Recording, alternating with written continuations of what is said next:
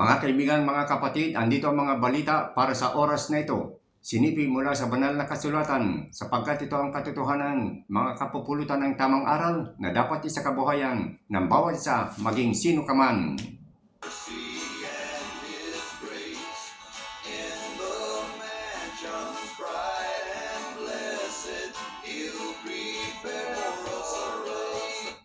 Sa ulo ng mga balita, tagumpay ni David laban kay Goliath base sa pananalig sa Diyos, utang na binabayaran, ugali ng isang matuwid na tao.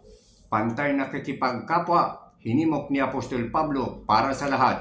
Ang detalye niyan susunod na.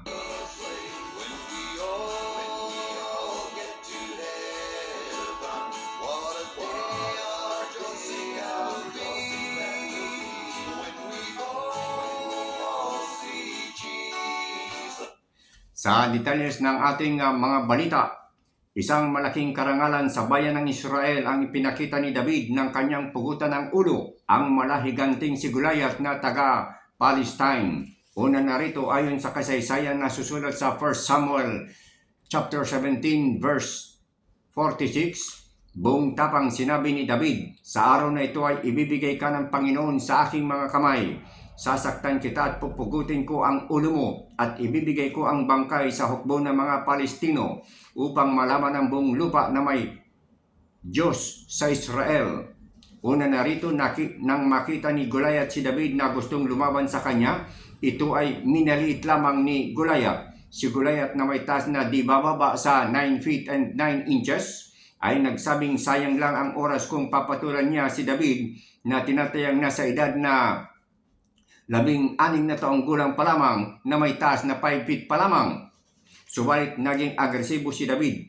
Nasusulat sa 1 Samuel chapter 17 verse 50, sa gayoy nanaig si David laban sa Palestino sa pamamagitan ng isang isling o panghilagpos at isang bato at sinaktan ang Palestino at pinatay niya siya. At nang makita ng mga Palestino na ang kanilang bayanin na si Goliath ay patay na, sila ay tumakas.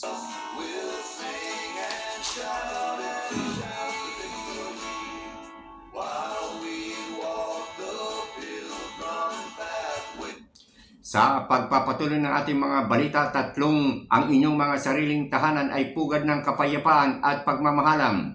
Subalit alam niyo ba na si Satanas ay maaaring makapasok sa alinman tatlong pintuan upang sirain ang maganda ninyong relasyon sa sambahayan? Ayon sa Biblia, unang pinto ng inyong bahay na pwedeng pasukan ni Satanas ay ang tinatawag na door of forgiveness, kung saan ang hindi pagpapatawad sa kapwa pwedeng dahilan upang maging bukas at pumasok ang demonyong si Satanas. Nasusulat sa Ephesians 4:26 hanggang 27, nagbabala, kayo'y nanggagalit, kayo mga galit at huwag magkasala. Huwag lumubog ang araw sa inyong galit, nibigyan daan man ang dyablo. Binibigyan din nito ang pagpapatawad. Pangalawa, ang door of fear and doubt. Kung hahayaan ang takot at pag-aalinlangan sa ating mga puso, pwede rin gamitin ito ni Satanas upang makapasok ng tuluyan sa ating mga buhay. Nasusulat sa 2 Timothy chapter 1 verse 7, sapagkat hindi tayo binibigyan ng Diyos ng espiritu ng katakutan, kundi ng kapangyarihan at ng pag-ibig at kahusayan. Kaya't nararapat panatilihin ang pananampalataya sa Panginoong Hesus sa lahat ng oras upang hindi pumasok ang diablong si Satanas. Pangatlong pintuan ay ang door of disobedience and sin, ang hindi pagsunod sa mga kalooban ng Diyos at patuloy na sa paggawa ng kasalanan ay tunay na papasukan ng kaaway na si Satanas. Mababasa sa 1 Peter 5:8, kayo'y maging mapagpigil, kayo'y maging mapagpuyat. Ang inyong kalabang na dyablo na gaya ng leong umuungal ay gumagala at humahanap ng masisila niya. Ang pamumuhay at sumunod sa mga kautusan na kaloob ng Diyos ang siyang bantay upang huwag makapasok si Satanas sa inyong buhay.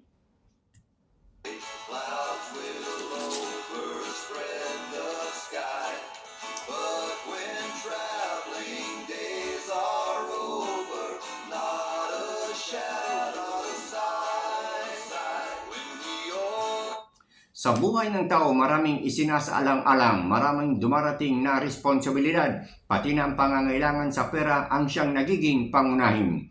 kung magkaminsan ka po sa budget at humahantong sa pangungutang. Ang pangungutang ay hindi masama kung ito'y ibabalik na tama sa tamang panahon na napagkasunduan at tamang halaga.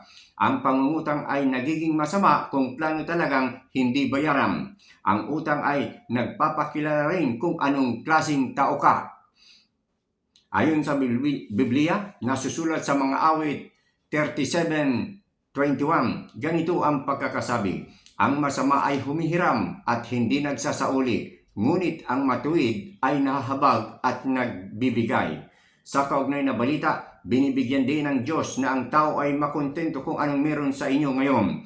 Nasusulat sa aklat ng Hebrew chapter 13 verse 5, mangagkasya kayo sa inyong tinatangkilik, sapagkat siya rin ang nagsabi, sa anumang paraan ay hindi kita papagkulangin, sa anumang paraan ni hindi kita papabayaan.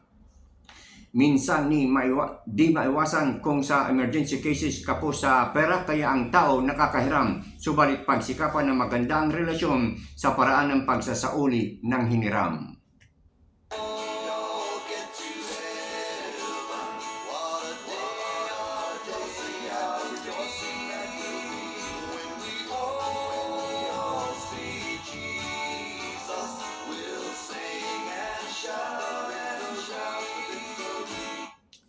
Maging sanang pata sa pagtingin sa ating mga kapwa. Ito ang masigasig na panawagan ni Apostol Pablo matapos na kanyang mapansin ang hindi pantay na pagtingin ng mga Kristiyano sa kapwa nito.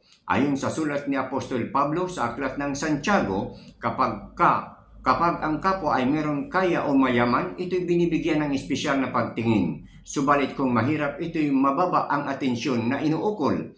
Ayon sa aklat ng Santiago chapter 2 verse 8 hanggang 9, gayon man kung inyong ganapin ang kautusang hari ayon sa kasulatan, iibigin mo ang iyong kapwa na gaya ng iyong sarili at nagsisigawa kayo ng mabuti. Datapwat kung kayo ay nagtatangi ng mga tao ay nangagkakasala kayo, bagay na hindi dapat ginagawa ng isang Kristiyano.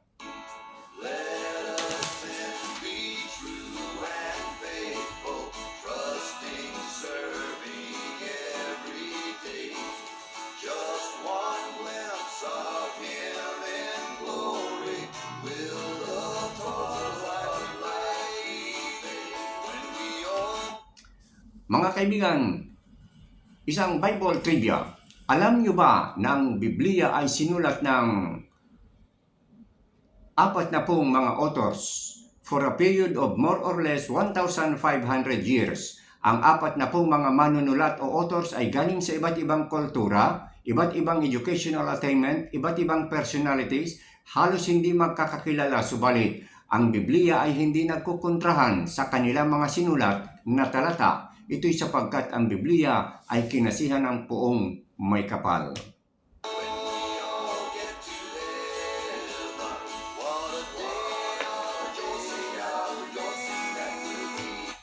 Yan mga kaibigan, mga kapatid, ang ating mga balita para sa oras nito.